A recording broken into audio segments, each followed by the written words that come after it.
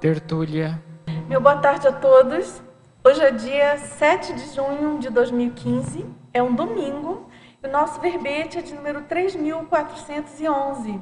Ele tem 5 páginas, 43 logias e 13 máximos. O tema de hoje a ser debatido é a biografofilia, da especialidade biografologia. E o nosso verbete foi redigido pela neoverbetógrafa de hoje, a professora Beatriz Sé, que é nacional do Uruguai e natural de Montevidéu, estado de Montevidéu também, não é isso? E ela é graduada em Relações Internacionais e mestre em Formação de Professores de Espanhol com Língua Estrangeira. Voluntária da Conscienciologia desde 2002, docente de Conscienciologia desde 2002 também, e tenepsista desde 2015. A biografofilia é o interesse, afinidade, inclinação, respeito, curiosidade sadia, satisfação pesquisística ou empenho da consciência intra ou extrafísica na investigação das auto- e heterobiografias, considerando principalmente os princípios técnicos da cosmoeticologia, da evoluciologia, da proexologia e da conscienciometrologia. E aqui na pensenologia, o holopensene pessoal da pesquisa biografológica, a autopensenidade valorizando as auto- e heteroexperiências de vida, a afinidade com o holopensene dos evoluciólogos. E aqui na fatologia, a gente destaca que tem 31 linhas, então é mais do que um máximo, né, que são 20 linhas. Então isso significa tem muitos fatos aqui para serem analisados e estudados. E então, vamos lá. Em fatologia, o prazer em estudar as consciências, a diversificação das experiências do biografologista, a inclinação natural do biógrafo, facilitando o rapport com personalidade biografada e elenco da pesquisa biografológica, a curiosidade sadia pelo passado, o gosto de frequentar sebos e livrarias, a propensão em visitar museus e prédios antigos, o interesse pesquisístico de formular hipóteses e produzir verpões das especialidades proexologia, serexologia e evoluciologia, as oportunidades de retratação e acerto grupo kármico promovidas pela pesquisa biografológica, a prioridade do estudo de biografias no contexto da max-proexologia, a curiosidade conscienciogramática, a formação cultural do biógrafo influindo no desenvolvimento da biografofilia, a autopesquisa da identidade consciencial através do estudo de biografias, o autotrafor sendo recurso evolutivo de inestimável valia, descoberto e assumido a partir do cotejo das personalidades do biografado e do biógrafo. E aqui na parafatologia, nós destacamos o campo energético instalado nas leituras e levantamentos dos fatos da pesquisa biografológica, as inspirações extrafísicas orientadoras da pesquisa biografológica, a interassistencialidade multidimensional biógrafo-biografado, a pesquisa biografológica promovendo o desassédio de consciências, a entrevista extrafísica com consciências relacionadas à pesquisa, a retrocognição sadia, a hipótese de retrovida. E aqui no detalhismo também nós chamamos a atenção que tem 20 sessões, o que também é um máximo aí, e mostra aí o nível de detalhismo do verbete. Agora, na argumentologia, tem uma listagem, fatores, onde estão abordados os 5 fatores, por exemplo, desencadeantes da motivação do pesquisador, e aí para essa questão da pesquisa da biografofilia, né? Fatores motivadores. E aqui na remissiologia nós destacamos ampliação do mundo pessoal, autobiografia técnica, biografologia, holobiografia pessoal e leitmotiv holobiográfico. E na frase enfática, a pesquisa biografológica constitui recurso valiosíssimo aos estudos conscienciométricos, historiológicos, sociológicos e parasociológicos, visando a auto- e heteroevolução consciencial. Na questionologia, você possui motivação para iniciar estudos hetero- e autobiográficos? Quais técnicas costuma empregar na qualificação da pesquisa biografológica interassistencial?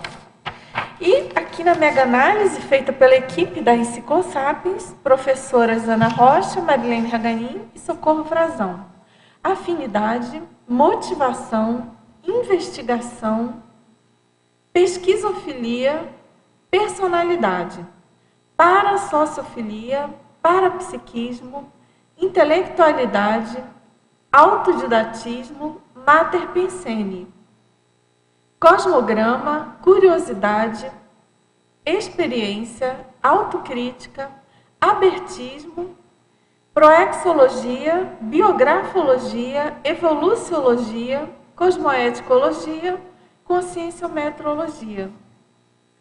Agora, professora Beatriz, hoje é um dia muito diferente, né, aqui para a CCCI, para os conscienciólogos em geral.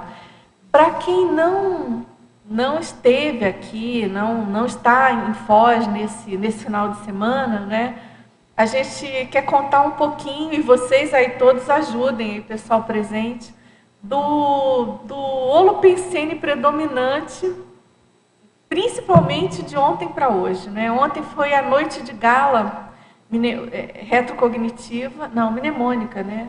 Noite de gala mnemônica. E foi a primeira vez que aconteceu e foi muito interessante, eram praticamente 300, né, participantes. Então, essa noite de gala, ela tem por objetivo, vocês já devem ter ouvido falar, justamente a questão de chamar atenção para a importância da holomemória, de se resgatar, se fazer retrocognições. No caso, foi proposta essa técnica, né, pelo professor Valde, os amparadores, da vestimenta, do vestuário retro, né, do passado, nos facilitando a puxar o fio da meada aí da nossa história pessoal e grupal, enfim. Então, as pessoas se vestiram a caráter de época, conforme a escolha de cada um, gosto pessoal, ou retrocognições específicas. Alguns participantes se anunciaram na condição de personalidades específicas, ou porque têm afinidades, ou porque tem certeza, enfim, em função de pesquisa, já identificaram uma personalidade consecutiva, né? Então, foi muito bacana, muito interessante. Eu penso que em breve, se é que já não está, né, nas redes sociais, porque durante a noite de gala, ontem à noite, não foi possível a gente fotografar, não podia levar máquina, nem celular, nada do século XX ou XXI, nesse sentido, né? Mas, claro, tinha os fotógrafos profissionais e já as fotos já começaram a ser veiculadas e vendidas. E hoje de manhã foi muito interessante aqui no Tertuliário, porque vieram as pessoas que participaram da noite de gala e outras pessoas que não participaram. Enfim, o Tertuliário, como todo mundo sabe, é um campo ultrademocrático, aberto, então ficou lotado. Eu tenho a impressão que falaram que tinha 600 pessoas, né? Foi um recorde de público aqui no Tertuliário. E o mais bacana disso tudo é a sincronicidade do verbete de hoje, não é verdade, professora Beatriz? Isso, na E verdade. eu queria que você comentasse sobre isso, a sua motivação para escrever esse verbete. Boa tarde a todos. Quando eu marquei assim, a data, né, para a defesa do verbete, eu tentei fazer coincidir com o encontro de voluntários do IPC, que aconteceu agora também. E eu não lembrava que o baile de gala era nessa data, né? E daí foi marcado para hoje. Eu achei tudo de bom, assim, porque tem tudo que ver, né? Tudo a ver.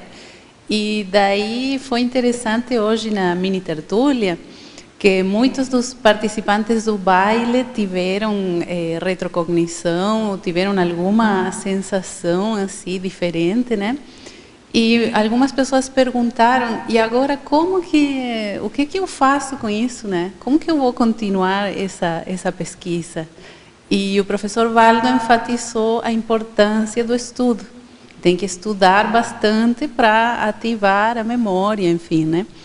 E então esse verbete, biografofilia, né, ele tem a ver com esse interesse pela biografologia, que é a técnica que vai permitir a pessoa fazer essa autopesquisa, hetero e autopesquisa, né? Que no paradigma consciencial as duas vão junto, assim. Estudamos outras consciências e conseguimos nos enxergar também, né? Muito bom. Realmente foi uma feliz coincidência. Isso. E agora vamos lá, a gente já tem aqui algumas perguntas. Agora, até para a gente saber melhor em termos da sua relação com esse tema. Isso. Pela sua formação profissional, não. Profissionalmente você não mexe com biografia? Não, profissionalmente não. E como foi que surgiu essa afinidade? Como que você se encaixa aqui nessa condição? Que, na verdade, a minha formação profissional é relações internacionais, que essa é uma área que ela é muito abrangente, assim, porque vai direito, economia, história, ciência política, tem muita diplomacia, então é muito uma formação assim cultural bastante boa. E depois eu me especializei no ensino de línguas, que eu também tenho muita afinidade pelo estudo das línguas. E isso todo conflui, né? Na verdade, eu sempre gostei da biografologia e não sabia, porque o meu primeiro contato assim foi quando eu fiz o curso Biografologia da PEGS, que é um curso EAD, que até recomendo muito. Ele até tem essa facilidade de poder fazer, né, desde qualquer lugar. Na época eu estava em Montevideo, e aí eu me identifiquei muito com esse curso, e o campo do curso me fez começar a lembrar algumas passagens assim da minha vida que eu já tinha essa identificação, né? Por exemplo, na época da adolescência, da escola, eu apresentei um trabalho sobre o Sócrates, que eu estudei bastante, escrevi, tirei a melhor nota, assim, fiquei muito satisfeita com aquilo, mas isso só consegui lembrar agora, né? Aí você começa a lembrar alguns fatos da vida que trazem essa afinidade, assim, né? Ah, que bacana, interessante. Uhum. Agora a gente tem aqui umas perguntas. Sim. Por exemplo, na estrangeirismologia, na página 17, aqui, primeira linha, tá? Uhum. Ele pergunta como funciona o headhunting na escolha do biografado. Você utiliza alguma técnica específica? Bom, na verdade, o headhunting, né, é aquela técnica que é muito falado, né, até na ciência convencional. Na administração. Na administração, que é aquela procura dos talentos, né, para sair a buscar aquela pessoa, né, que tem bastante conhecimento, né, que é procurado pelas empresas. E daí eu fiz essa analogia, porque para estudar uma biografia é bom estudar uma personalidade que ela tenha assim alguma coisa para ensinar para a gente, assim, né? A gente estuda pessoas marcantes, né, na história, até pelo fato de que essas pessoas deixaram fontes, né, foram registradas pela história, então tem material, deixaram textos escritos. Então isso também facilita muito esse estudo, né? Até por isso que a gente estuda mais essas personalidades mais conhecidas. E então geralmente são pessoas excepcionais, né? Fora de série, assim. E é por ali mesmo, né? Agora, na estrangeirismologia também, na segunda linha, ele pergunta como otimizar o storytelling enquanto técnica parapedagógica. Isso é muito interessante, né? O storytelling seria contar histórias, né? E todo mundo se interessa quando a pessoa conta uma história. Então, às vezes, uma abordagem muito teórica, que a gente começa a explicar alguma coisa que é difícil, né? Se tiver algum exemplo, algum exemplo prático de alguma pessoa assim na história, é muito mais fácil trazer aquilo, né? Chamar a atenção das pessoas e didaticamente a pessoa consegue entender melhor aquela ideia, né?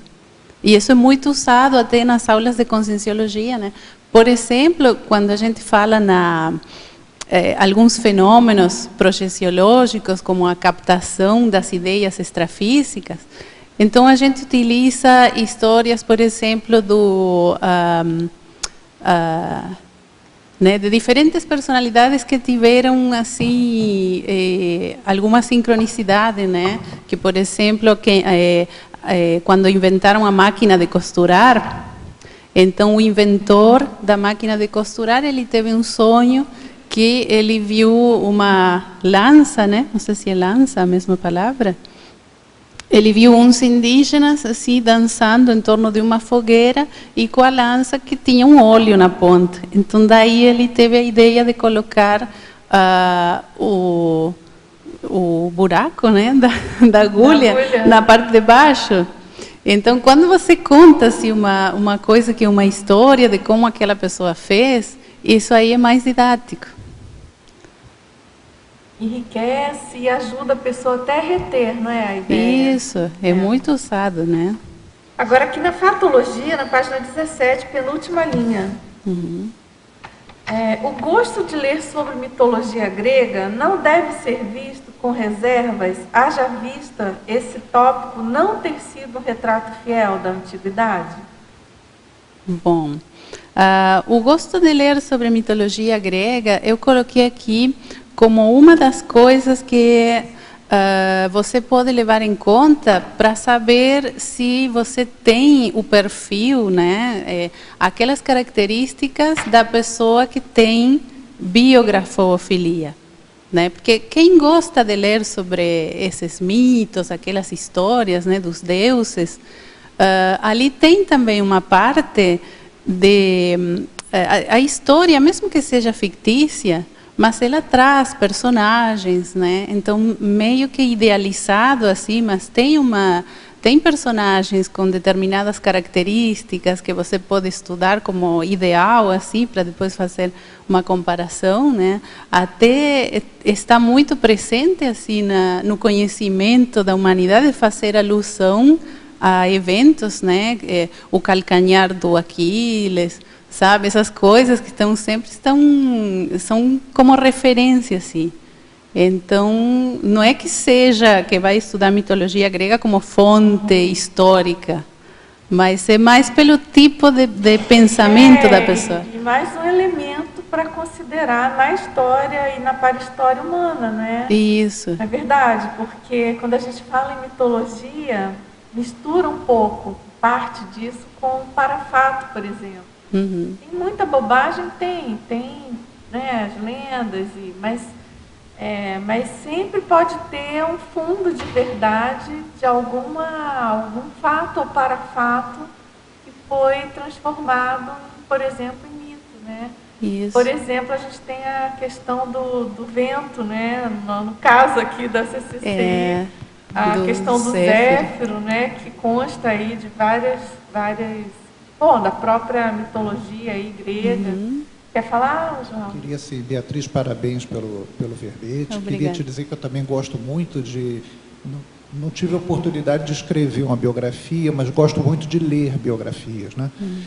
Nessa questão da mitologia, apesar dela não ser uma fonte histórica de consulta, ela não trazer informações históricas, mas ela traz a informação sobre a consciencialidade daquela época. Né? Isso. Quer dizer, as virtudes e os defeitos dos deuses, na verdade, são defeitos e virtudes humanos. Né? Exacerbado, então, mas... Até certo ponto, o Olimpo é um resumo da alma humana, nesse sentido. Né?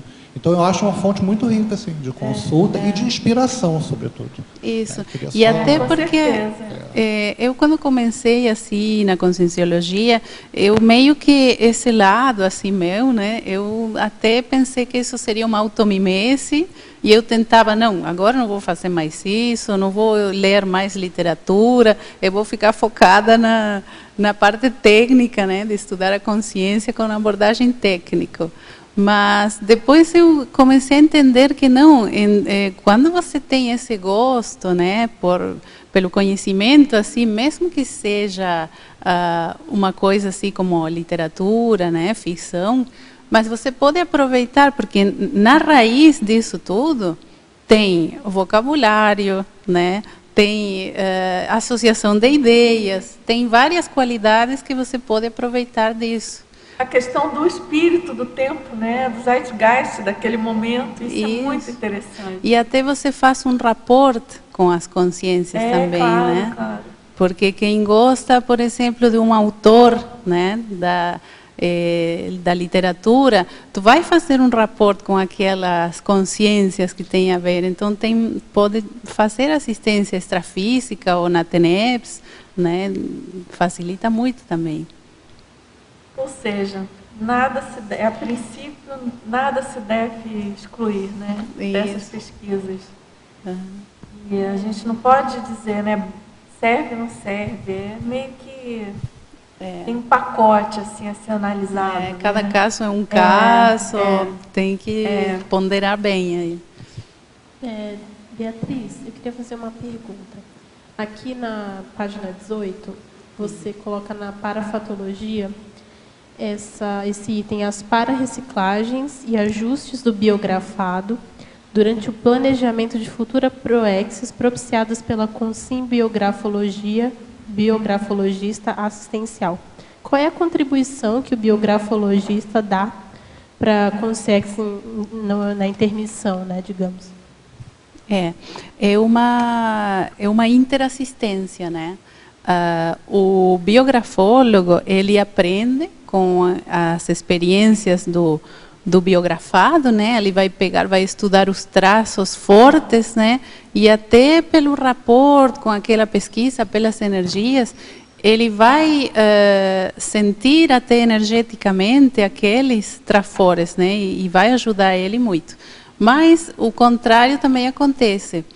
Quando o biografólogo levanta os trafares do biografado, isso aí é uma oportunidade, né, para o biografado pensar também, porque a gente não sabe às vezes qual que pode ser a condição dessa pessoa, né? Ele pode ser com CIEX, pode ser com SIM, pode já ter ressomado, né? Ou pode estar, quem sabe, no curso intermissivo. Então, às vezes, ele, no curso intermissivo, os amparadores vão levar ele para conhecer essa pesquisa que está sendo feita, né? Então, quando levanta esses trafares, ele vai poder refletir sobre aquilo que ele fez de errado. Ele vai conseguir fazer um balanço existencial, então, né? Isso, através do saldo que ficou. Isso, por isso que não deve ficar de fora da pesquisa os trafares. Eu acho bem interessante isso, né? Porque geralmente a biografia convencional, ela exalta o lado bom da pessoa. E você acha que mesmo quando a biografia ela é trafarista, porque às vezes causa alguns problemas, né? De acordo com o modo que o biografólogo coloca, pode gerar um problema ali entre as pessoas que estavam envolvidas. Mas, olhando por esse lado, a Consex pode até usar isso como um meio de assistir todo mundo, né? Por isso que tem que se empregar uma abordagem técnica, sempre, né? Não cair no emocionalismo, né? De querer carregar nas tintas. Tem que ser muito objetivo, porque isso aí tem que encarar como uma assistência que você está fazendo. Então, não só para aquela consciência, mas para outros envolvidos também que participaram, né? Uma outra pergunta você coloca aqui na primeira página um item que fala da inclinação natural do biógrafo, facilitando o rapport, né? Eu queria entender assim, no caso do estudo de uma retropersonalidade, onde a pessoa foi um biógrafo, na outra vida a pessoa não é conscienciofílica. Você acha que isso é possível? Que na outra vida foi biógrafo e agora não vai ser conscienciofílica. Isso. Eu acho difícil, né? Porque Também Se a acho. pessoa é biógrafo é porque ele gosta da consciência, gosta de pesquisar, né? Pesquisar outras consciências, né?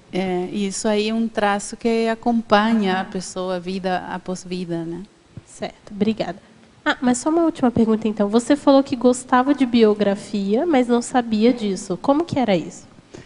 Porque eu não me dava conta assim, que eu tinha essas habilidades que eu poderia empregar na pesquisa biográfica, né? Então eu fui ver isso no curso Biografologia. Daí eu comecei a lembrar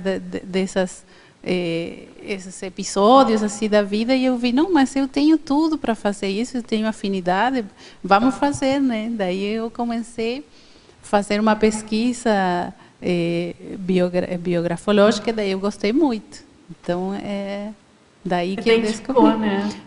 E até um episódio que aconteceu comigo, que isso foi ano passado, eu fui acompanhar o meu duplista no médico, né, que ele tinha quebrado o braço, então daí fomos no traumatólogo.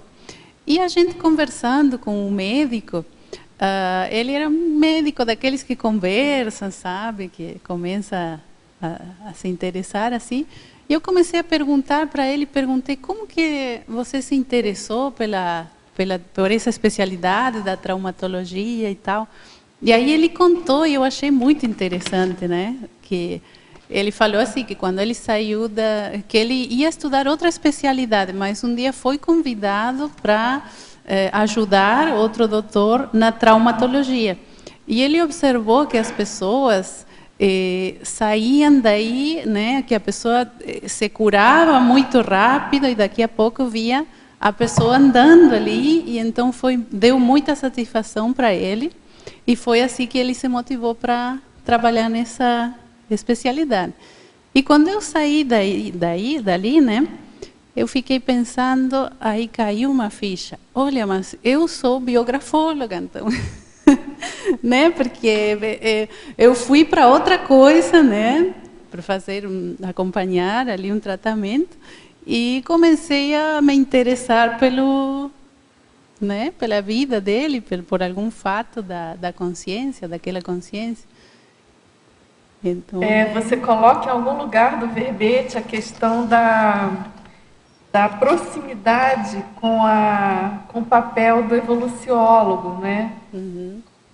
E porque tem muito a ver, né? É claro que o evoluciólogo tem que dominar isso, para poder cuidar bem ali daquele grupo evolutivo. Uhum.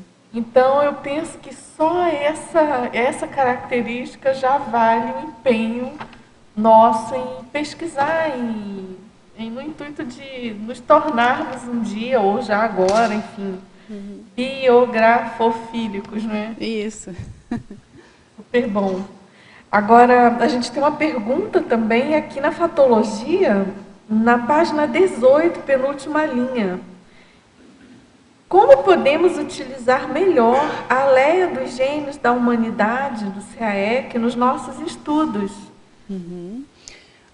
A Leia dos Gênios assim, é muito interessante, porque ali você vai você vai fazendo aquele caminho e alguma personalidade vai chamar a sua atenção. Você não vai olhar para todo mundo ali, para os bustos todos do mesmo jeito. Algum deles vai chamar a atenção. Então, daí é bom refletir, pensar por que aquilo chamou a atenção, né? Se é pelo nome, se é pela energia, né?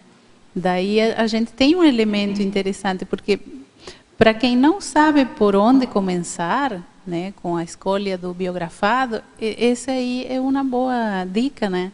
Passear pela Leia, ver quem chamou a atenção e começar a ler um pouco mais. Daí ajuda muito. Essa ideia da Leia também é muito boa, né? Uhum. Bem interessante. Aliás, eu acho que há muito tempo tinha uma publicação aqui no CAEC. Acho que já está na hora de fazer outro, porque já tem muitos novos bustos, né?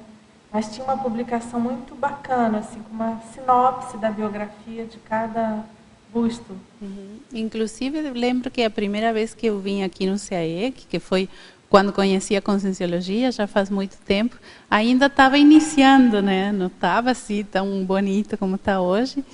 E quando eu cheguei, uma das coisas que eu gostei da Conscienciologia é que tinha essa valorização, né, pelas personalidades.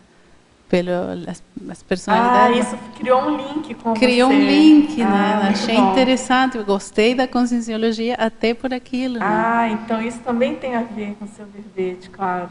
Interessante. Você quer perguntar?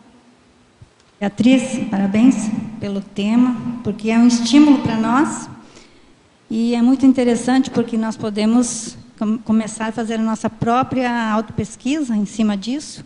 Além do que estudar as biografias é estimulante mesmo. As biografias dos nossos colegas também. Até estava pensando se a gente poderia aplicar essa técnica ou promover dentro da própria IC, onde a gente voluntaria, né? Começar a desenvolver uma biografia de um, de outro, fazer um acervo, né, dos voluntários daquela IC.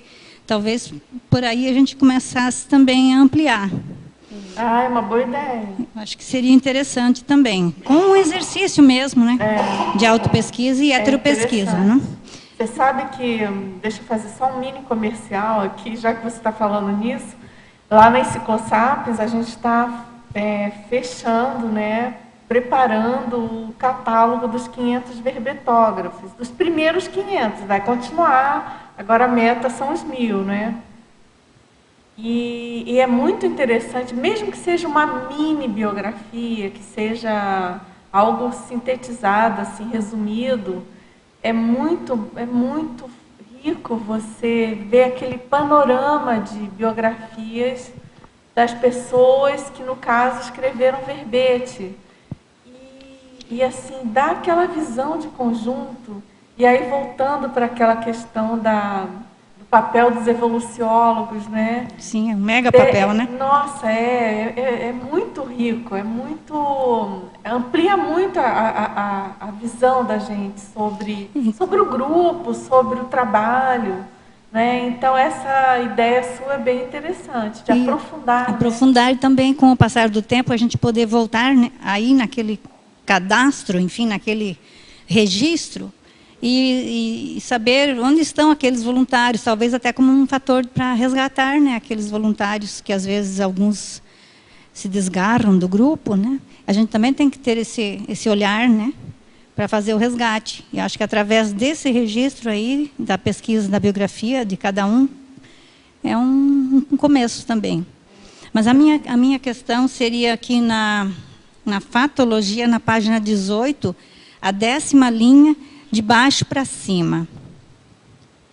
As oportunidades de retratação e acerto grupo kármico promovidas pela pesquisa biografológica. Então, como que isso a gente poderia tornar mais prático? Você poderia ampliar, Beatriz? Sim. A oportunidade de retratação, né, promovida pela pesquisa. Você pode, com essa pesquisa, criar um campo, né, que vai favorecer a retratação do biografado, por exemplo, se foi no caso que ele errou, ele vai conseguir fazer, pelo levantamento que você vai fazer, indicando, né, qual foi o erro, ele vai refletir e vai conseguir se retratar perante aquele grupo. E também é uma retratação do próprio pesquisador. Porque é muito provável, né, porque nenhuma pesquisa vai ser coincidência, né? Você vai escolher aquele contexto porque você tem alguma relação. Ou é uma personalidade consecutiva, que no caso pode ter sido você, aquela pessoa, né? Ou pode ser alguém do seu contexto, quer dizer, você não era aquela pessoa, mas estava ali envolvida, ou até pode ser uma situação similar àquela.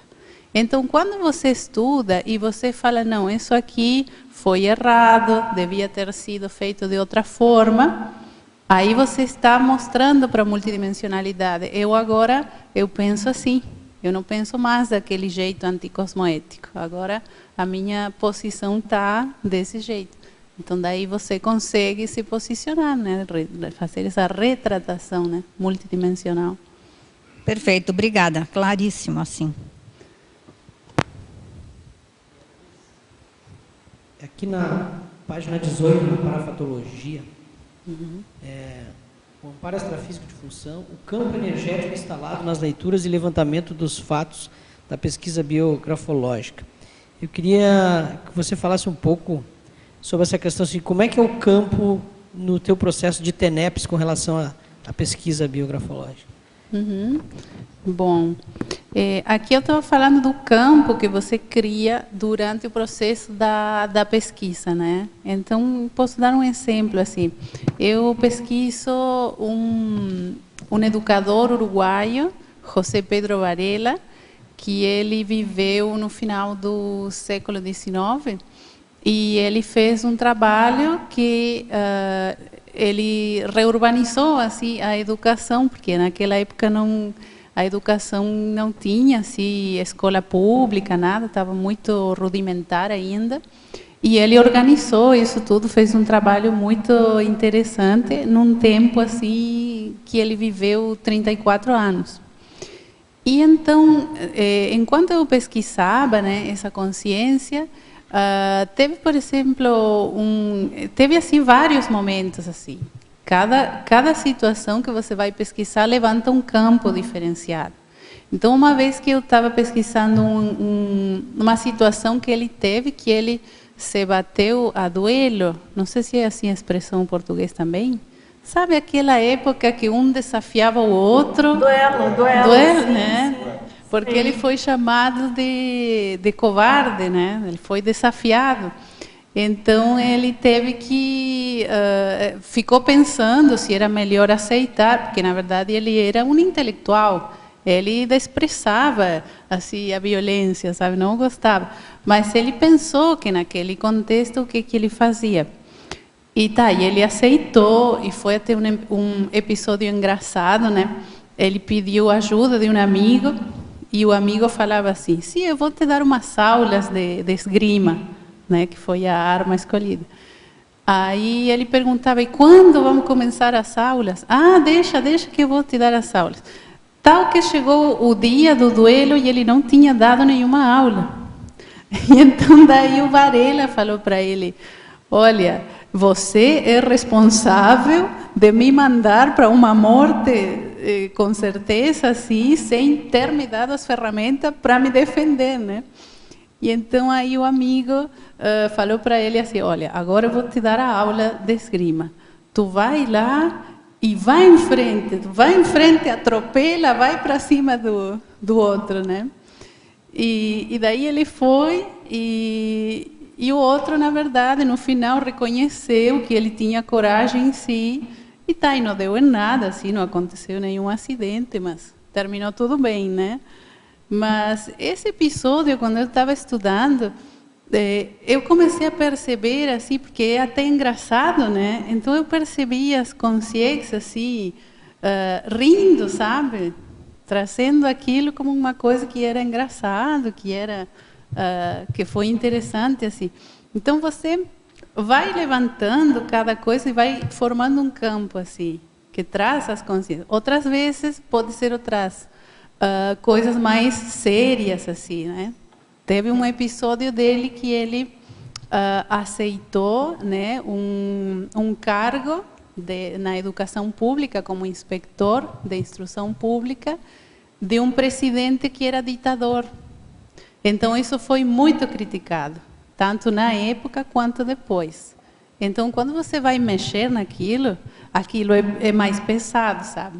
O campo ali ele fica mais difícil. Então, tem que manter muito a objetividade para compreender como que aquilo funcionou. E tem as consciências ali que não aceitam aquilo ainda, né? Então, é toda uma dinâmica multidimensional bem interessante de se observar. Não sei se... Na sequência da pergunta, depois de uma experiência como essa, você fica algum período na sua psicosfera com a energia da consciência que você está pesquisando? Sim, tem que fazer a desassimilação, né? Às vezes é fácil, às vezes eu vejo que passei da conta, daí vou fazer outra coisa, tem que ser muito criterioso. Isso aí ainda estou trabalhando, né? Para conseguir, tem que observar, por enquanto que eu faço é observar muito, assim, como eu estou me sentindo, né, no período que eu vou estudar, para tentar ir fazendo isso com atenção, né? Beatriz, aqui. Eu tinha duas questões aqui para fazer para você da fatologia. O primeiro, eu não sei se já perguntaram, é a primeira sentença. Queria que você falasse um pouco desse prazer em estudar as consciências. Depois tem outro na outra página. Fala um pouco desse prazer, como é que é, o que você faz, quais são os produtos. Bom, esse prazer em estudar as consciências tem a ver com uma curiosidade sadia, né? Que você tem, assim, quando... por exemplo, eu sempre quero saber, assim, a motivação, né? Por que aquela pessoa fez isso, né? Como que ela funciona? Me dá, assim, muita curiosidade. E essa curiosidade é uma coisa que não é fofoca, sabe? Porque pode ser, assim, uma coisa de querer com uma intencionalidade negativa. Mas é para entender mesmo como é que funciona aquela consciência, né? Então, isso faz com que facilita essa pesquisa, porque às vezes, por exemplo, você não vai gostar de tudo, assim, a biografologia, ela é muito ampla, então você vai estudar história, geografia, política, às vezes o biografado trabalhou com alguma área que você não domina muito bem, então você vai ter que ler sobre aquilo também. E então não é tudo assim prazeroso, tem partes difíceis, né, árduas assim, de muito trabalho. Mas se você tiver prazer em compreender o mecanismo daquela consciência, isso aí motiva, facilita, né? Isso me chamou a atenção e você botou como primeiro item, né, aqui da fatologia. Eu estou escrevendo um dicionário da renovação. E aí, cada verbete, eu entro em contato com um monte de consciências. Um monte. Então, eles, né? E esse livro, esse dicionário, ele está me motivando muito. Eu trabalho direto, às vezes 6h30 eu já estou levantada, estou trabalhando no dicionário. Então, me chamou a atenção esse primeiro item seu. Essa coisa da gente entrar em contato, né? Porque quando a gente pega o que eles fizeram, né, que tem a ver com aquele verbete que está se escrevendo, você está entrando em contato com eles, né? Isso, é a conscienciometria, né? Sim, sim. E a conscienciofilia também, sim, vão juntos. E a gente, às vezes, sente a presença, né, dando até alguma dica. É bem interessante.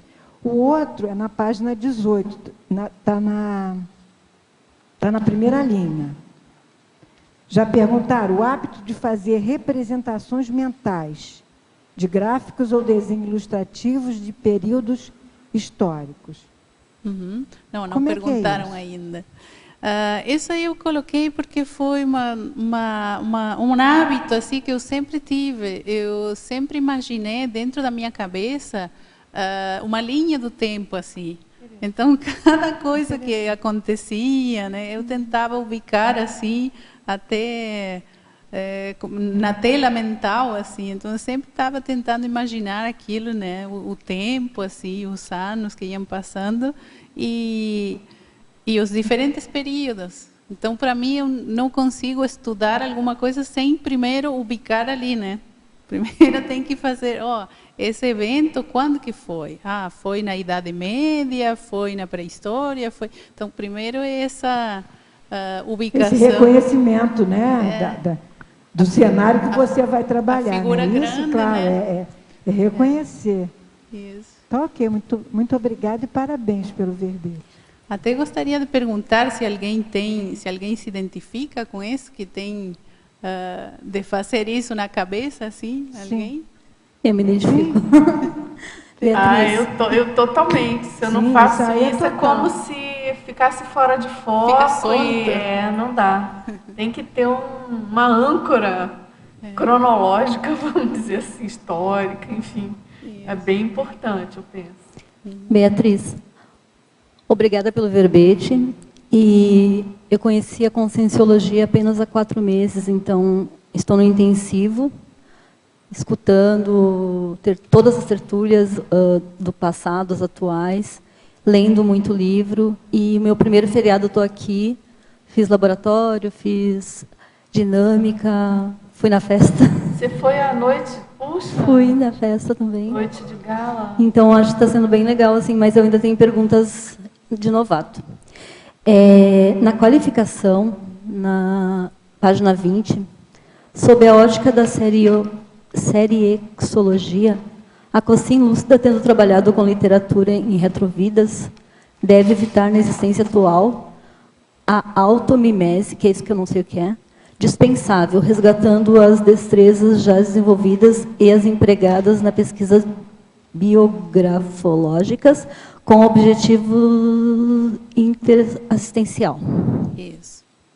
Então, a automimese é uma repetição, né, de vidas passadas, assim. Uma consciência que tem, por exemplo, uma tendência de repetir, né? Por exemplo, ela trabalhou com música. Então, é músico, assim, várias vidas, né?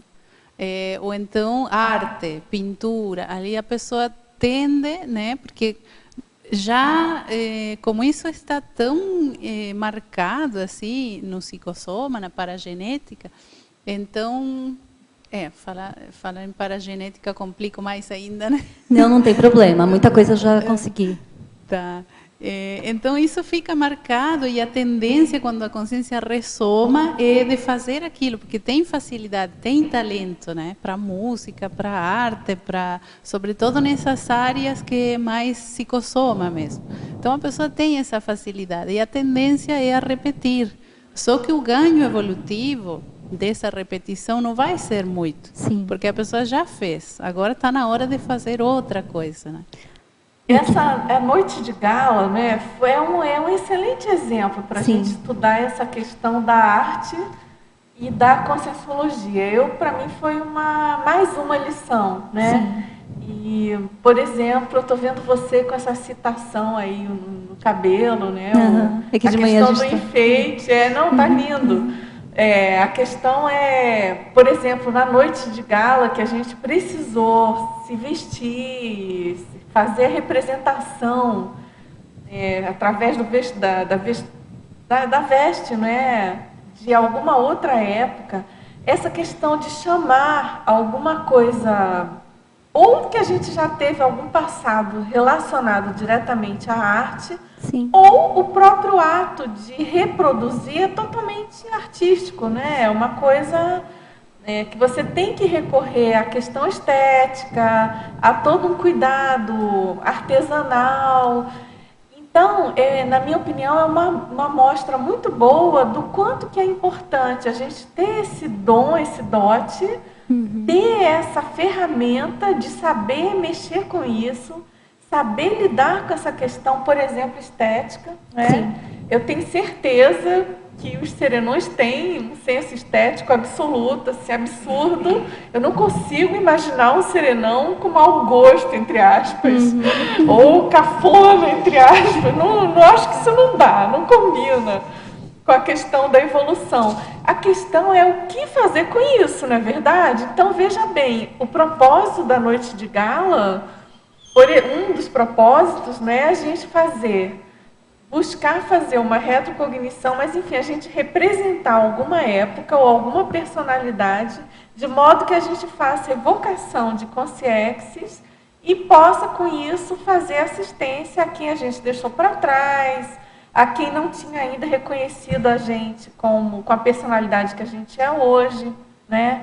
E, então, isso tudo colaborando a favor da evolução. Não é verdade? É diferente de arte pela arte, da literatura pela literatura. Sim, eu vejo um outro lado também, que eu gosto muito de dança e tenho facilidade para aprender qualquer dança, mas eu escolhi tecnologia, foi um desafio, mas também tenho uma facilidade com lógica. Então, talvez seja fazendo Um contraponto. Um contraponto. Seria mais ou menos isso. Eu poderia ter dançado e dançado muito, só que eu teria repetido alguma coisa do passado. Exatamente. É isso, né? Obrigada. E essa questão também da vestimenta, né, do baile, eu acho que também tem a ver com uma recuperação de algum trafor também. Porque a pessoa que se sentiu bem com aquela caracterização, né, ela pode estar trazendo à tona também algum trafor que ela deixou esquecido. Ah, com certeza. Porque às vezes a mesologia, ela influi muito, né, na consciência. Então, às vezes, por uma influência mesológica do contexto, da educação, enfim, ela não conseguiu manifestar aquele traço. Então, ela tem, mas fica esquecido. E daí as pessoas podem trazer, né, aquilo. Ah, com certeza. Para ganhar autoconfiança, para empregar. Isso. E também eu fico pensando pode ter aqueles casos também da pessoa ter aquele nó górdio ali, aquele problema que ela não quis mexer porque significaria acessar e evocar um determinado grupo de consciências e que com esse posicionamento dela, né, de resgatar, de se vestir, de representar um grupo ou uma época, aquilo vem à tona e faz chegar nesse ponto que você está falando, né? Da pessoa até chegar e resgatar um trafor. E a gente ouve assim, hoje de manhã principalmente, eu ouvi alguns relatos das pessoas que sentaram mais próximas da questão do que precedeu, né, essa semana, das dificuldades, da pressão extrafísica para a pessoa chegar e ter tudo pronto para participar da noite de gala, não é verdade? Eu acho que quem está aqui que participou também, se quiser colaborar, contribuir. Acho que tem um destaque que vale a pena se frisar, é que todo mundo chegou muito cedo no evento, né? O evento começa a abrir às 6h30, já parece que antes das 6 já tinha um monte de gente. Eu cheguei às 6h30, o evento estava assim, lotado. E aqui também na tertúlia também estava muito lotado, quer dizer, gerou uma onda, levantou uma poeira muito grande. E para a gente entrar no seu tema, acho que você, como pesquisadora da biografofilia, da biografologia, como é que você vê esse evento? Como é que você avaliou esse evento? Você não participou, né? Não. Como é que você avaliou? E o que pode ser feito para melhorar esse evento, uma vez que ele vai repetir outras vezes? O que você teria a dizer? Assim, eu achei muito interessante. No começo, quando recém apareceu, daí eu pensei, nossa, mas isso aqui... isso vai afetar a credibilidade da consecutivos, né? Porque eles fazem uma pesquisa tão séria e agora uma coisa dessa. Mas depois, quando eu comecei a saber dos detalhes, né, começaram a me contar sobre a pesquisa da indumentária, né, que não é pegar qualquer fantasia, não é uma fantasia. Não é fantasia. É uma indumentária retrocognitiva. Então, quando eu vi os detalhes, daí eu vi, sim, isso aqui faz todo sentido, né?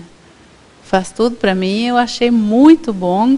E também uma coisa que eu observei, eu não participei, mas eu tive a possibilidade de observar as pessoas e eu ia observando, assim, qual delas que causava um impacto em mim, assim, né? Pela energia da pessoa, até tinha algumas pessoas que ficaram bem caracterizadas, assim, que passava mais energia aquilo. Então eu tentava ver tanto pela minha afinidade com aquela época, como tentando entender para ver se aquela pessoa tinha identificado bem a sua escolha, né, do período, da personagem. Então, achei bem interessante. Até para quem não participou, foi muito bom. Você colocou que você fez uma pesquisa sobre o Sócrates, né? Sim. Você falou que essa pesquisa foi premiada. E você podia falar um pouco mais dessa pesquisa? Quando foi? Parece que foi há muito tempo já, né? Isso foi na época da adolescência, que eu estava como se fosse aqui a 8ª série. Uma pesquisa escolar, né? Mas você chegou a entender, hoje você já deve continuar estudando, como é que você vê o temperamento dele? Desse filósofo grego? Olha, eu acho que a afinidade com Sócrates, agora os detalhes não lembro porque foi há muito tempo, né? Mas eu acho que a afinidade com os filósofos da Grécia, né, tem a ver com o nosso grupo, assim, né? Que a conscienciologia, na verdade, está identificada até como muitas ressomas, né, daquele período. Então eu vejo como que tem muita afinidade pelo nosso grupo, assim. Vamos lá? Obrigado. Agora, na fatologia, na página 17, quinta linha. Você poderia falar sobre o gosto de frequentar sebos e livrarias? Sim, esse gosto por frequentar, esse também é um outro item que a pessoa pode observar para descobrir essa afinidade com a biografologia, né? Porque quem gosta de pesquisar livros antigos, né? De ir na livraria, procurar, sobretudo se a pessoa se interessa por biografias, né? Por personalidades. Eu, por exemplo, o meu hábito de leitura sempre foi pelo autor, né? Eu gostava de comprar pelo autor, o autor conhecido, ou o autor que alguém tinha me recomendado, então eu seguia aquele autor. Que tem pessoas que são mais por tema, né? Que escolhem os livros. Então, observar isso tudo, como que acontece, como que se manifesta, que daí podemos descobrir mais talentos aqui, né, para a biografologia. Beatriz?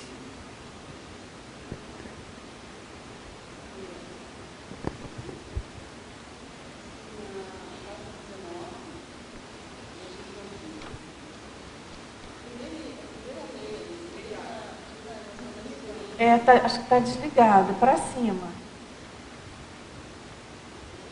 Não está funcionando. Ah, melhorou.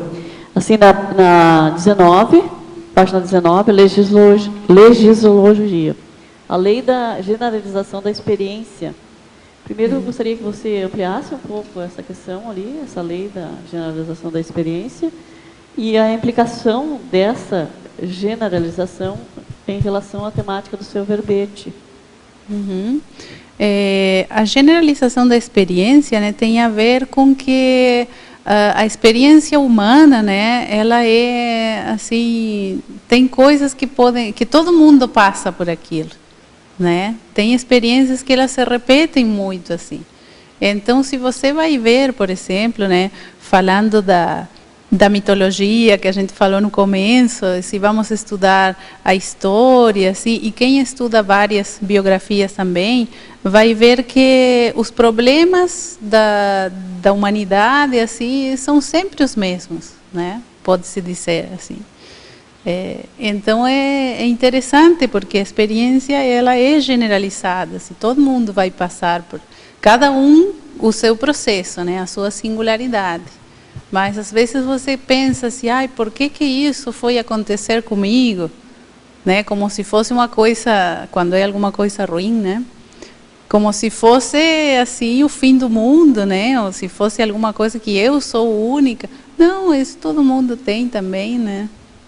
Então daí também ajuda para desmitificar um pouco. Beatriz, posso? Tudo bem aí? Posso falar? Então, Beatriz, parabéns pelo tema. Obrigada. Porque eu vejo hoje em dia que as pessoas têm muita dificuldade de leitura, né? Nos jovens, principalmente. Eu tenho 2 filhos adolescentes e para eles lerem um livro é um sacrifício. Então, acho que esse tipo de verbete ajuda a formar o holopensene de bibliofilia, vamos dizer assim. Mas me chamou a atenção aqui na fatuística os pensenes característicos do curso intermissivo, né? Então, eu queria te perguntar como é que, se você teve alguma recuperação de cons, né, de cons magnos, ao estudar alguma holobiografia. Sim, a biografia ela amplia primeiro o entendimento. Uma coisa que eu vejo, você para se conhecer tem que sair de si, né? Então, tanto até na projeção acontece isso, né? Você vai conhecer os seus veículos, você vai conhecer que você é uma consciência saindo do corpo, né? E esse mesmo paradoxo, assim, né? Também tem na heteropesquisa. Você pesquisa outras consciências e daí começa a se entender. Então, está pesquisando, está fazendo uma assistência para essas consciências e começa a se entender melhor também. Porque quando você lê, é inevitável você se questionar como que eu teria agido naquele momento. Será que eu teria aquela a lucidez assim naquele momento para fazer diferente? Né? Às vezes uma pergunta que eu me fazia muito assim, como será que eu fazia na época da escravidão, por exemplo, né? Quando tinha escravo? Será que eu tinha escravo? Será que eu não era contra? Né? Então a gente começa a se questionar essas coisas também quando começa a ler, e aí tem esse a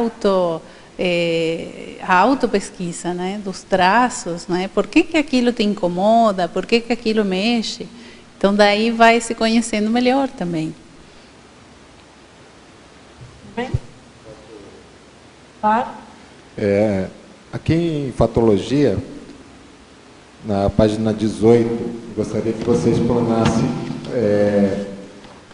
página 18, na 9ª linha de baixo para cima, no final, a euforia pela assistência realizada pela pesquisa biografológica. A euforia é aquele estado de euforia intrafísica, né, que você entra, que é um estado positivo, que é decorrente da satisfação pelo dever cumprido. Assim, você faz uma tarefa, que faz uma assistência, e então isso dá uma alegria, assim, uma repercussão holossomática positiva, porque você está fazendo uma coisa que está alinhada, né, com a proexis, está alinhado com o nosso plano de vida, assim.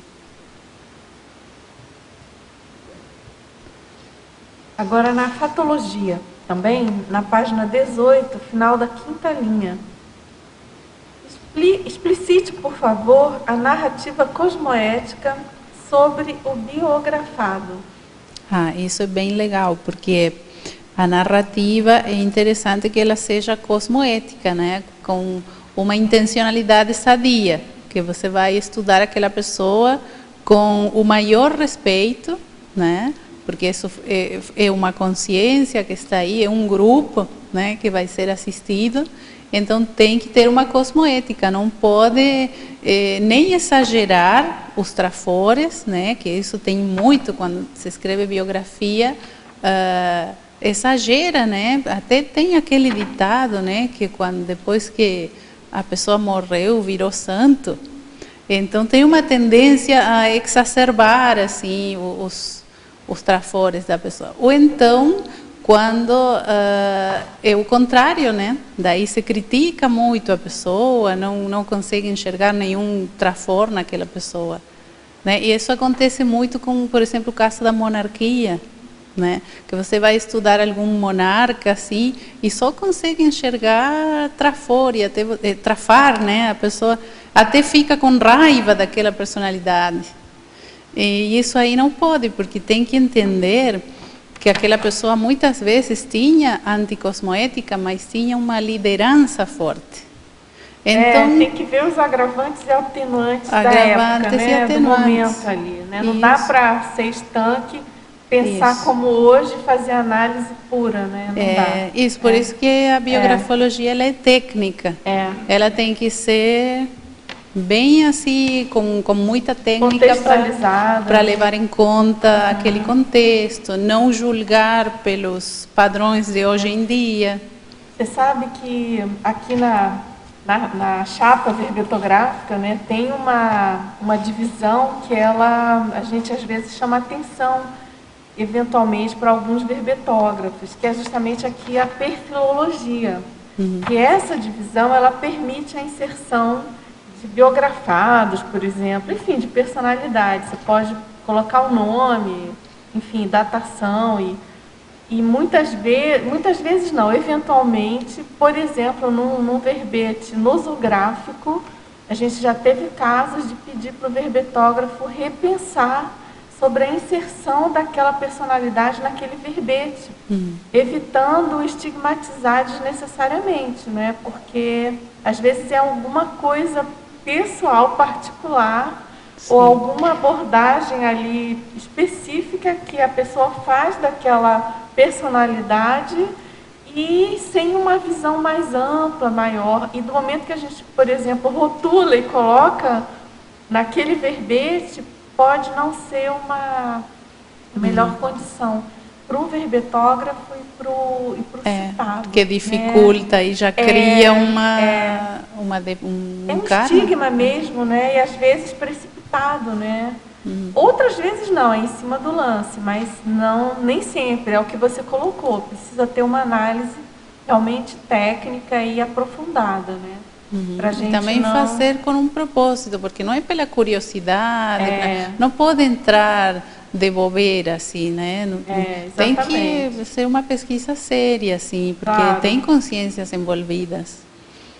Agora, aqui na parafatologia, página 18, segunda linha, ele gostaria que você falasse sobre o campo energético instalado nas leituras e levantamento dos fatos da pesquisa biografológica.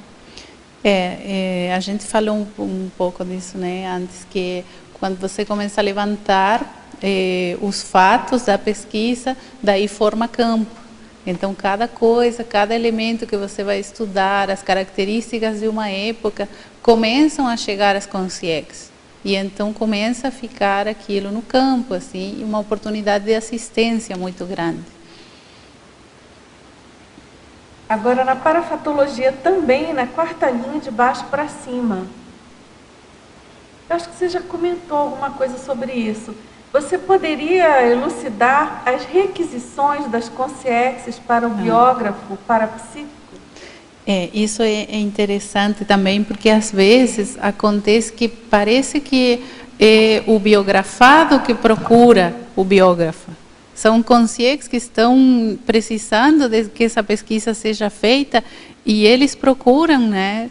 Comigo aconteceu algumas vezes nessa pesquisa de Varela, né, que eu estava fazendo. Teve um dia que eu recebi uma ligação de uma pessoa que ligou, assim, foi engano, né? E a pessoa ligou, aqui é o Varela, né? Não era esse número que ele queria falar, mas era o Varela que estava me procurando, né? Interessante. Sincronicidade. Que eu entendi como que eu estava com a pesquisa muito parada e era para continuar, né? Para não deixar. Poxa. Bacana. Quer perguntar? É primeiro. Alô. Aqui na fatologia, segunda linha, de baixo para cima, gostos de ler sobre mitologia grega. Isso contribui também na pesquisa, né, que... Isso foi falado no começo, que seria um indício de que a pessoa tem relação com a biografologia ou que tem capacidades, talentos para trabalhar com biografologia, porque veja bem, quando você estuda, quando você lê assim sobre a mitologia grega e aquilo chama a sua atenção, você está mexendo com conscienciometria de alguma forma, porque tem ali personagens, mesmo que sejam fictícios, mas por que você se interessa em saber a história, as características de cada um, da personalidade? Então é mais um elemento que pode fazer parte do gosto pela biografologia. Tudo bem? A gente falou um pouco mais cedo, mas ela sintetizou bem. E teve um teletertuliano que perguntou se realmente era importante, né? Isso. Porque traduz muita coisa, né? O mito traduz ali aquela realidade da época. E aí, se você extrapolar mais ainda essa leitura, vamos dizer assim, sociométrica, né? Tem essa questão ainda parapsíquica, né? Da multidimensionalidade, da realidade que tem por trás da criação daquele mito, né? Isso aí já tem uma riqueza enorme, não é, para a gente, conscienciólogo. Até no livro do Céfiro, da professora Mabel Teles, ela fala ali bastante. ela né? cita, claro. Então, vamos lá, você quer perguntar também? Beatriz, ali no detalhismo, tecnologia. A técnica da autocobaia serexológica. Poderia explicar um pouco mais sobre essa técnica? Sim, é uma técnica que você funciona como cobaia, né? Autocobaia. Você vai se estudar você mesmo como um sujeito, né? Um sujeito e objeto, né? Da pesquisa seriexológica, porque você vai conseguir trazer mais dados que contribuem à especialidade de seriexologia. A seriexologia, ela está iniciante, vamos dizer, né? É uma disciplina nova, e ela precisa de muita informação, né? Que é para enriquecer, para ter quanto mais personalidades consecutivas, por exemplo, tivermos identificadas, né? Isso tudo é um recurso valiosíssimo para a pesquisa, porque daí você tem casos, tem uma casuística para estudar, por exemplo, até para entender o que muda de uma vida para outra, né? Qual que é a sua essência? O que eu tenho, por exemplo, da minha manifestação, que é fruto dessa mesologia, dessa experiência, dessa vida agora, e como que eu poderia resgatar a minha identidade assim mais real, né? A identidade consciencial. Agora, só lembrando, se você quiser aprofundar, né, Beatriz, tem o verbete, que é a origem dessa terminologia. Eu não sei quem propôs primeiro, né? Mas tem o verbete do professor Pedro Fernandes. Uhum. E aí, justamente como ela estava falando, nesse verbete, se eu não me engano, é ali que ele citou 100 itens relativos ao estudo da autocobaiagem, vamos dizer assim, serexológica, né? São itens que você pode usar para fazer a autopesquisa sua de alguma personalidade que você queira pesquisar, né? Então é bem dentro realmente da questão da biografofilia, né? Porque como que a pessoa vai fazer esse tipo de abordagem se ela não tem esse traço, né? E tem que pesquisar mesmo tanto para dinamizar o processo retrocognitivo, né? Quanto para compreender a retrocognição, porque vamos dizer que você tenha uma retrocognição, né? Você viu assim bem claro que você estava com uma roupa em determinada época. Aí você não conhece nada sobre a indumentária, né, na história, e você não conseguiu identificar aquela roupa, de que época, de que país, né, qual o contexto. Então, quanto mais conhecimento você tiver, melhor vai conseguir identificar essas experiências, vai aproveitar melhor o parapsiquismo. Então, uma coisa se complementa com a outra. Então, é bem interessante pesquisar, né, fazer esse investimento. Eu só queria tirar aqui uma questão, dentro da própria, usando essa questão da técnica de autocobaia serexológica, aí na fatologia, né, página 18, na linha 11, de cima para baixo, fala o estudo dos trafores dos líderes da humanidade. Eu acho que seria tranquilo usar essa técnica, né, para identificar os teus trafores, né, dentro dessa questão da liderança, e aí potencializar muitas questões aí que não está conseguindo dar andamento, está deixando a desejar, né? Isso. O que tu acha disso? Sim, eu fiz bastante ênfase nos trafores, né? Até porque quem está iniciando com o estudo de biografias, é bom pegar uma personalidade mais positiva, né? Não vai pegar assim de início alguma coisa mais pesada, né? Que tem muito belicismo, algum processo assim, porque tem que ter mais estofo, né? Mais domínio energético para trabalhar com a repercussão daquilo todo. Então você começa com uma personalidade mais positiva, mais tranquilo, assim, vai ser mais adequado para trabalhar, e também porque por esse lado, né, que aqueles trafores sempre vai ter alguma relação com a pessoa que está pesquisando. Então é bom fazer esse resgate dos trafores, né? E também o líder, eu acho, outra coisa também que eu acho interessante, o líder, mesmo se ele tem sido anticosmoético, mas ele tem o trafor da liderança, tem uma força presencial, tem muita coisa útil, que no momento que a pessoa melhorar a cosmoética, ela vai dar um pulo evolutivo assim enorme, né? Muito maior do que uma pessoa que se mantém numa mediocridade assim, né? Então ela vai várias vidas e sempre naquela mesmice, né? É até mais difícil, parece que o caminho é mais longo, mas é meio paradójico, né? Aquilo que tu pensar naquele líder, não, mas ele fez tanta coisa ruim para a humanidade, mas ele tem um potencial ali. Ele qualificando a cosmoética dá aquele pulo, né?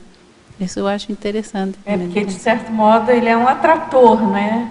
Ele tem essa característica de atrair mais consciências em geral e é super bom, né, nesse contexto. Colocando a cosmoética nisso.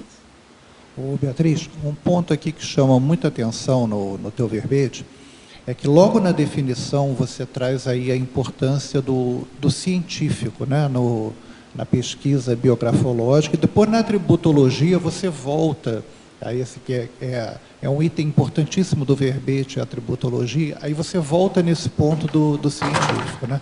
Então, vou te fazer uma pergunta de leigo.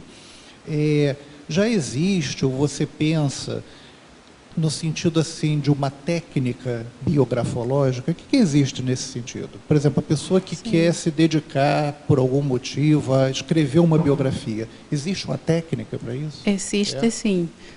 Até bem agradeço essa pergunta porque queria muito falar sobre isso. Que tem várias publicações, né, na Conscienciologia já que trazem assim, que são, eu acho que é referência assim. Por exemplo, o livro do professor Alexandre Nonato, do JK e os bastidores da construção de Brasília, né? Nesse livro, ele faz uma análise assim bem abrangente, uma pesquisa bem aprofundada, com entrevistas, com bibliografia, com assim muito bem embasado, e ele posiciona muito bem a especialidade, né? Ele fala que o biógrafo não tem como o pesquisador não dar a opinião dele, né? Só que ele fala que aquilo tem que ficar explícito no texto, que é a opinião do autor. E ele faz uma pesquisa multidimensional, então é bem interessante. Tem agora o livro também do professor Roberto Leimig, Vidas de Naturalista. Esse também eu recomendo muito, porque também é uma pesquisa mais seriexológica, assim, ele identifica 3 personalidades, né, com hipótese de personalidade consecutiva, de ter sido ele aquelas 3 personalidades, e o que eu acho interessante é toda a metodologia como ele descreve, né?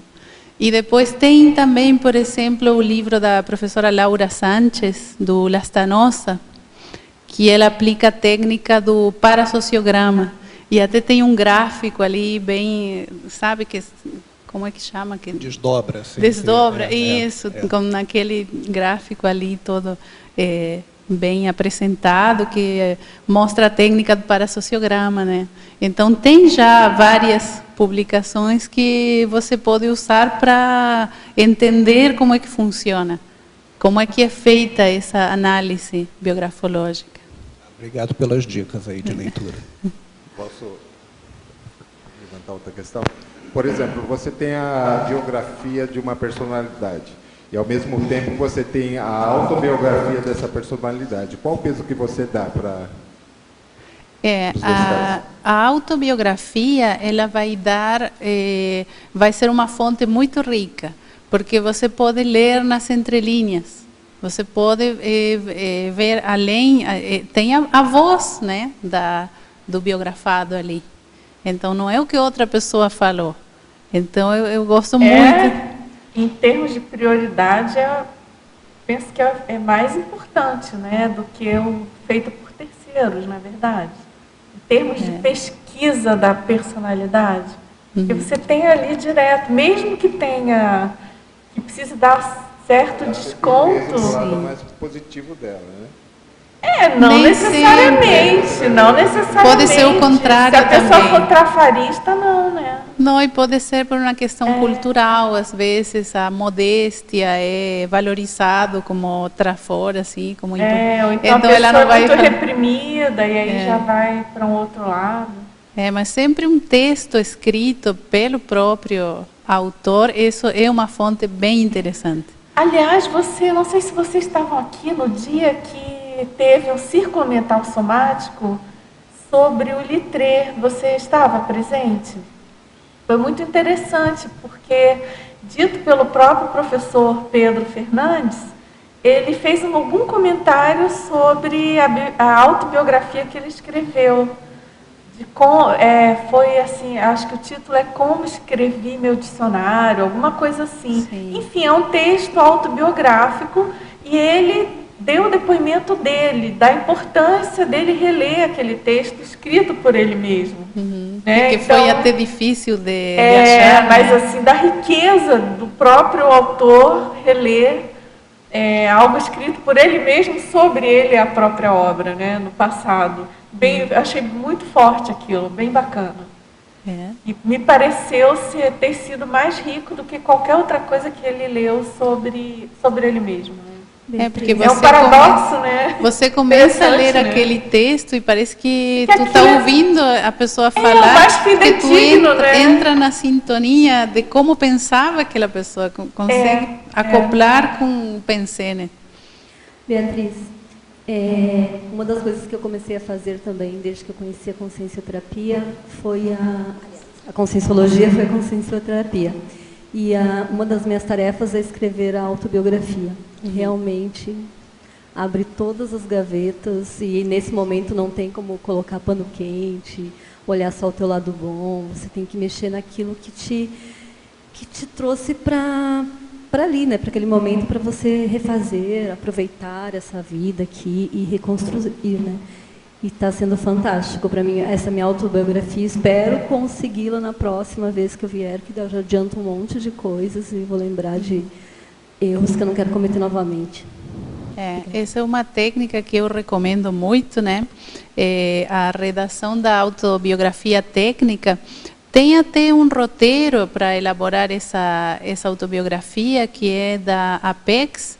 Então, entrando no site da Apex, ele está disponibilizado, né, para download daquele roteiro, e você vai escrevendo, né, tem que pegar um período de 3 horas, que é importante para montar campo. Então, durante essas 3 horas, você vai escrever sobre, vai começando pelo nome, origem do nome, quem que deu o seu nome, o pai, a mãe, a história familiar, educação, daí vai anotando sobre todos aqueles itens, né, um passo a passo. E isso aí permite lembrar aqueles fatos que você não dava importância e que pode ter a ver com a sua proexis, né, entre outras vantagens. Agora, professora Beatriz, na Fatologia, página 17, segunda linha. Gostaria que relatasse o interesse pelo labor detetivesco de procurar dados difíceis. Isso aí é interessante também, porque tem algumas coisas que você não vai achar, né? E tem dados que você não consegue, às vezes você gostaria de saber. Por exemplo, no caso da minha pesquisa, eu queria saber como que foi a dessoma, até porque é interessante, porque foi uma dessoma muito prematura, né, com 34 anos. Então, eu gostaria de saber como que foi, qual foi a doença, como que ocorreu. Isso aí foi muito difícil de achar, não tem em lugar nenhum, né? Só em um documentário que eu consegui acessar que falaram alguma coisa, mas não tem muito não, né? Então, isso aí instiga, né, o pesquisador que quer descobrir, quer saber onde que eu vou achar aquele fato, né? Agora, tem uma pergunta aqui sobre a questão das roupas, que a gente tanto falou. Professora Dulce, por favor, respondam-me onde e como conseguiram os trajes das épocas. Olha, foram muitas as fontes, teve de tudo. Teve gente que alugou o traje, teve gente que desenhou, teve gente que a própria pessoa fez, confeccionou o traje. Teve todo um trabalho das costureiras, no caso aqui, costureiras não só de Foz do Iguaçu, mas se mobilizou aqui uma rede de artesãos enfim, que trabalham com a questão de roupas, né, de vestimentas, e algumas pessoas encomendaram, até pela internet, se encomendou adereço, a própria roupa, teve de tudo. Agora, o mais importante é o pacote dessa história, né? As dificuldades, as facilidades, a questão do bem-estar de cada um, ou o mal-estar. Teve gente que relatou aqui no tertuliário essa semana que experimentou uma roupa, que chegou a mandar fazer aquela roupa e não ficou satisfeito, teve que trocar de modelito, enfim, tem de tudo. E só isso já esses bastidores aí da feitura, né, da elaboração aí dos trajes, já é um amplo leque aí de pesquisas para a gente. Dulce, né? Teve gente que fez a fantasia, fez a roupa, né, no Rio de Janeiro, com carnavalescos de fantasias. Essa eu não sabia. É do Inca, né? O Inca com o Inca. Muito bom, esse eu não sabia. Depois a gente tinha que listar, acho que o pessoal da Conceptivo vai fazer isso, né? Os elencos dessa noite de gala, né? O elenco aí de costureiros e fontes aí de artesãos, né? De pessoal aí que trabalhou. Teve gente muito especializada que trabalhou nos trajes de alguns, né? Então, vamos lá. Na fatologia, a verbetógrafa, na página 18, final da 9ª linha, de baixo para cima. Você poderia falar, se possível, com exemplos sobre a euforim pela interassistência realizada pela pesquisa biografológica? Isso já respondemos, né? Você quer comentar mais? Sim, a euforia é aquilo que você sente quando aquela satisfação íntima que você fez, que você está fazendo a pesquisa, está fazendo o seu trabalho.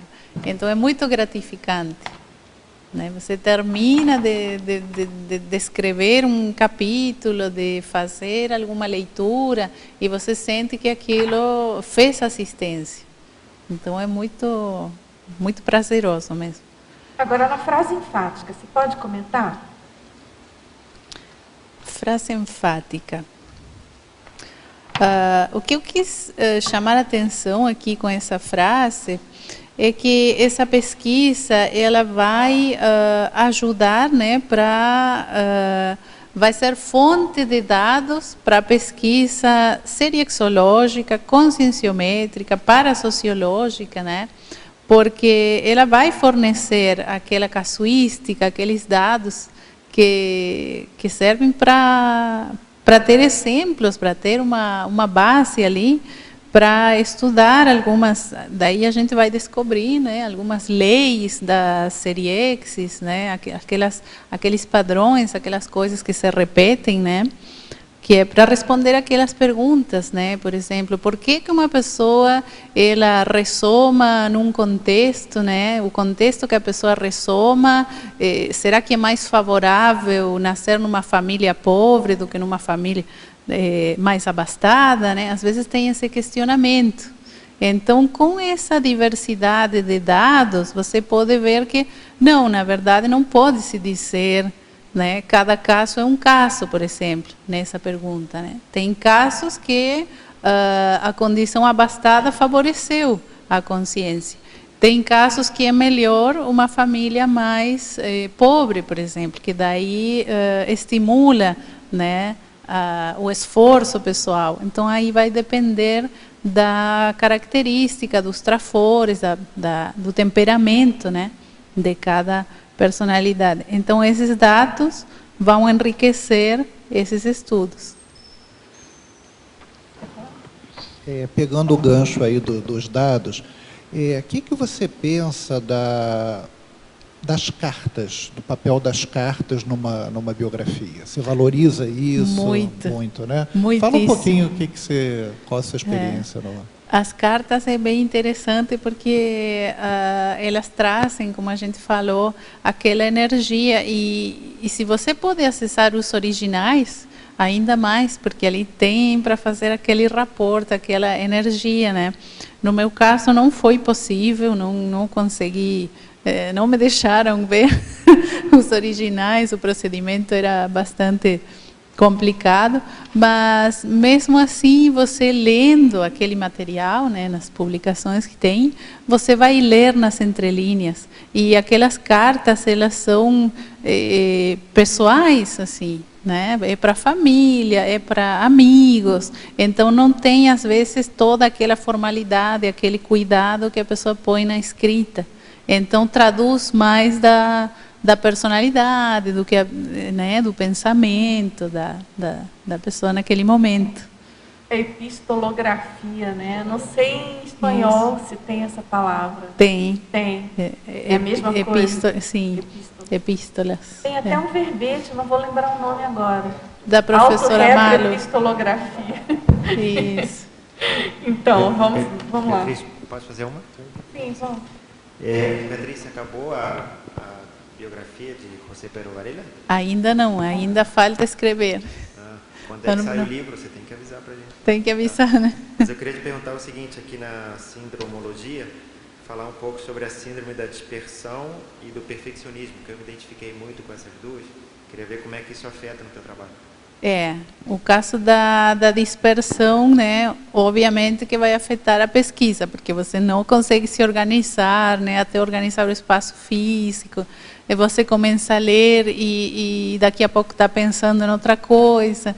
Então, isso, nessa pesquisa, como você tem que trabalhar com muito volume de informação, né, tem que fazer muita leitura, é muito material, então é indispensável o foco. Manter o foco, né? E o outro era o perfeccionismo, né? O perfeccionismo também, daí a publicação não sai porque tem que ficar perfeito. E isso aí não existe, porque a pesquisa biografológica, ela não acaba assim. Quer dizer, você vai pesquisando, vai procurando dados e chega até um momento, né? Até tem um conceito que é a curva do coletor, né, o coletor de dados, assim, que você vai achando muita coisa, mas depois chega um momento que estanca, assim, você não vai achar mais nada assim novo, sabe? Então esse seria o momento de terminar a pesquisa, mas sempre deixar em aberto, porque pode ter alguém mais que possa pesquisar mais, né? Que possa continuar aquilo também, descobrir alguma coisa nova, enfim. Tudo bem? Vamos lá? E me diz uma coisa, na questão da auto-organização, como foi para você fazer o estudo, se organizar, como conseguiu fazer isso? Bom, minha auto-organização ainda admite melhoras. Ainda pode ser melhorada. E, na verdade, eu vou pelo gosto mesmo, né? Eu gosto de fazer, então daí eu vou fazendo. Vai fazendo. E arranjo o tempo, né? Mas é muito melhor que isso seja feito com uma regularidade e uma constância, assim. E agora eu vou começar a fazer, até me veio a ideia agora, nesses dias que eu estive aqui, de arranjar um período, né? Por exemplo, terça, quinta e domingo, das 7 às 9 da manhã, assim. Então, 2 horas, que menos do que isso, tu não entra no campo, né? Tem que ser um períodos assim, e com regularidade para não perder também, até pela questão da memória e tudo, né? Vamos lá? Tu expandisse esse item aqui da maniologia, né? As manias automiméticas milenares desmistificadas pela pesquisa cosmoética, a superação da mania de idolatrar personalidades. Então, a minha pergunta seria, quais os pontos, né, que a gente deve ficar mais atento para identificar essas idolatrias, assim, né? Isso. A idolatria um pouco é incentivada também pela sociedade, assim, porque tem aquelas personagens que você vai estudar e todo mundo fala bem, assim, né? Aquele herói da pátria, né? ou aquela pessoa que todo mundo admira, assim, que tem aparece a personalidade aparece na nota, né, do dinheiro, assim, então está muito não se questiona, sabe? Aquela personalidade que não admite questionamento, que é o máximo de tudo que tem de bom, assim. Então, isso que a gente tem que descobrir, né? E tentar fazer o estudo com a máxima cosmoética possível, né? Para não entrar nessa... Agora, a professora Beatriz, na Citaciologia, página 17, ela pergunta por que você escolheu aquelas citações, seu humano, nada humano me alheio, do Terêncio. Essa pergunta, assim como a seguinte, vem da Cidade do México. Ah, que legal. Entonces, mis amigos de México. A citaciologia, então, eu escolhi essa frase porque ela veio assim na minha cabeça rápido, né? Porque uma coisa que parece que sempre eu via muito essa frase. E eu coloquei porque eu vejo duas relações aqui, né? Por um lado é que, tipo, se eu sou humana, né, a experiência humana, eu não sou, eu estou na experiência humana, então nada do que vai acontecer é estranho para mim, assim. Quer dizer, eu vou ter uma isenção, como é que posso dizer? Que eu vou ver aquelas experiências acontecendo com outras pessoas e isso mexe comigo também. Eu também passo por isso. Então eu consigo fazer a empatia com a pessoa, né? Entender que aquilo não é bicho de 7 cabeças, que eu também posso cometer os mesmos erros, por esse lado. E também pelo lado de que tudo que tem a ver com a consciência, então faz parte da pesquisa. Então entra tudo ali. Agora, na exemplologia, ela pede para você aprofundar a biografofilia básica e avançada. Básica e avançada. Então, eu pensei aqui na básica quando a pessoa está iniciando, né? Ela tem um interesse inicial, esboçante, né? E aqui eu coloquei com episódios psicossomáticos e automiméticos, porque quando a gente está começando, né, que é o meu caso, às vezes tu tem essas empolgações, assim, fica empolgado com aquela coisa, né? E também porque você gosta de uma certa área, né? No meu caso, eu gosto da literatura. Então, tem uma tendência a, quando tu vai lendo literatura, ficar empolgada. Olha essa frase aqui, é o máximo. Que coisa bonita. Que como que está construída aquela frase, que é uma beleza, né? Então, aí tu entra nessa onda. Mas à medida que... Isso é um problema de muitos biógrafos, é, né? Um problema. Enaltecer demais a personalidade, colocar aquela lente cor-de-rosa. Então daí isso tudo tem que baixar a bola, né? E qualificar aquilo. Então vai de mãos dadas também com a nossa qualificação geral, assim, como consciência, né? Para superar o emocionalismo, né? E ficar mais na ortopensenidade, assim. Então, vamos desenvolvendo para chegar na biografofilia avançada, que é aquele pesquisador mais criterioso, que ele consegue ficar mais sereno, assim. Então, também o parapsiquismo vai melhorando também, né? Vai ficando mais qualificado mesmo. Agora, na sinergismologia, na página 18, você pode explanar o processo do sinergismo, biografofilia, docência conscienciológica, tenepsismo, gesconografia? Uhum. E ela pede mais, para você fazer uma análise com a verbetografia. Com a verbetografia? Então, vamos tentar responder aqui. Esse sinergismo significa que se você estuda biografias, né? Se você é docente da conscienciologia, né? Faz TENEPS e ainda por cima escreve uma GESCOM, então isso daí sabe, uma coisa potencializa a outra. Isso que é a sinergia, né? Uma coisa potencializando a outra. Então, o estudo das biografias vai dar casuística para as aulas de conscienciologia, né? A escagem que você vai fazer com a pesquisa pode ser atendida numa aula de conscienciologia também, ou na TENEPS, né? E depois fazer aquela GESCOM, que é para compartilhar tudo aquilo que o pesquisador, porque sem a GESCOM também não adianta, né? Fazer a pesquisa e vai ficar na gaveta, não adianta. Não pode. Resolve. Então, daí isso também vai dar eu imagino que depois que a obra publicada, ela vai trazer também consciências para assistir na TENEPS, na docência, então potencializa tudo, assim, né? São vários P's do mesmo. E a verbetografia pode acelerar isso, não é verdade? Uhum. Você pode escrever um verbete, fazendo a síntese de alguma experiência ou de alguma pesquisa.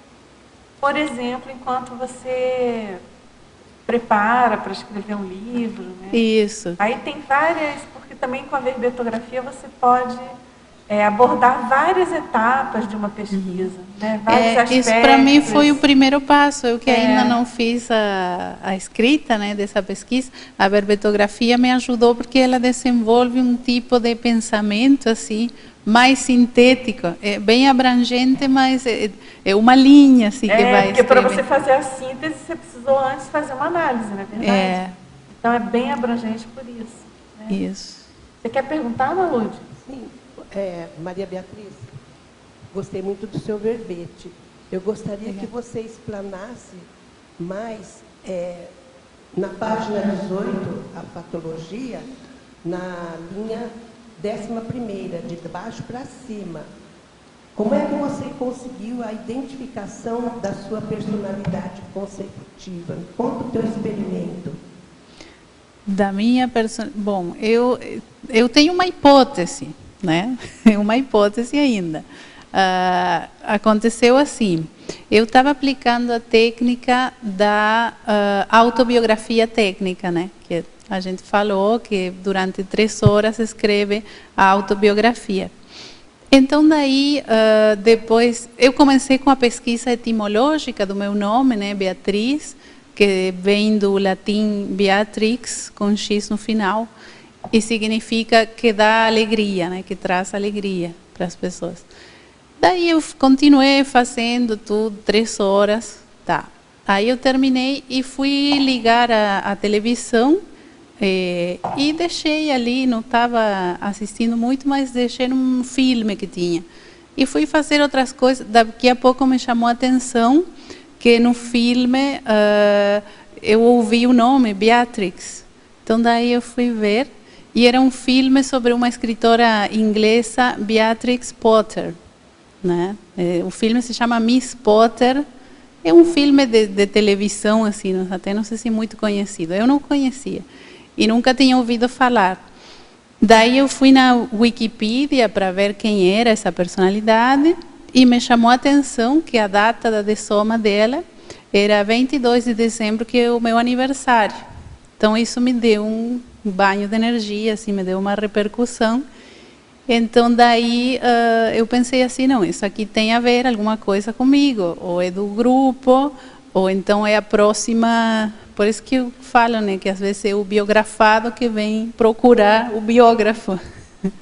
Então aí eu comprei alguns livros, comecei com essa pesquisa, mas está muito iniciante ainda, não dá para, né, não, primeiro tem que ler muito para chegar naquela lista dos 100 itens, né, de similaridade, e no processo todo vai acontecer alguma... Eu já estou percebendo algumas sincronicidades que acontecem, que eu identifico como sendo, no sentido de confirmar, mas eu estou anotando tudo e é isso que é importante, né? E também tem que ter um sentido nisso tudo, porque não é só pela identificação para dizer, eu fui a fulano, e daí?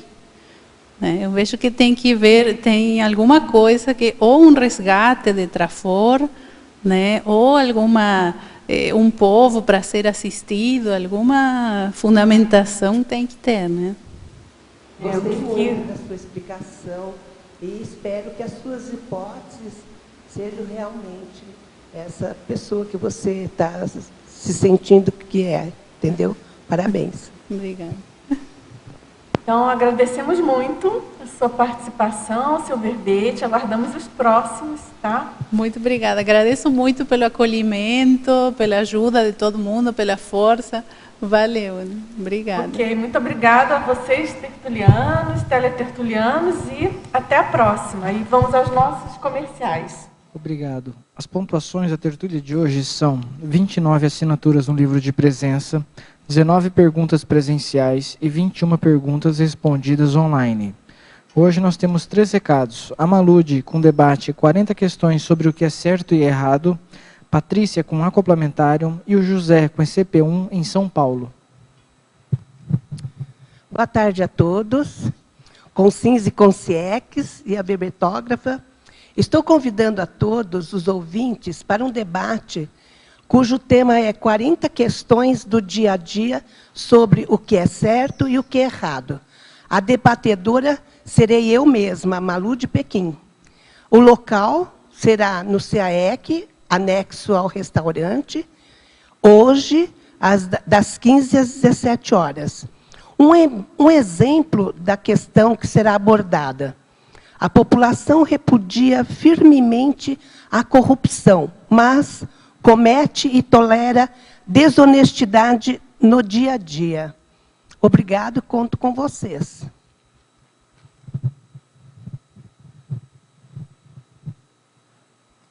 Boa tarde a todos. Eu gostaria de convidá-los para o Acoplamentárium, que vai acontecer no final desta semana. Inicia no dia 12, sexta-feira, e vai até domingo. Os epicons são Eliana Stedley, o Everton Santos e o Flávio Bononato. O tema é grupalidade.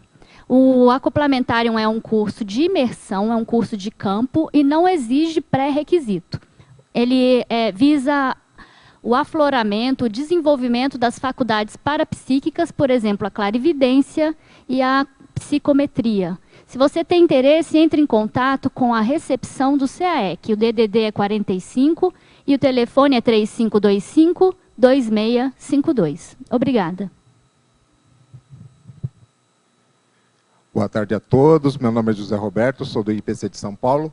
Gostaria de convidá-los para o nosso próximo ECP1, que ocorre de 3 a 5 de julho deste ano. Se você quiser continuar a sua autopesquisa, esse é o momento. O nosso telefone de contato é 11 3287 9705. Obrigado.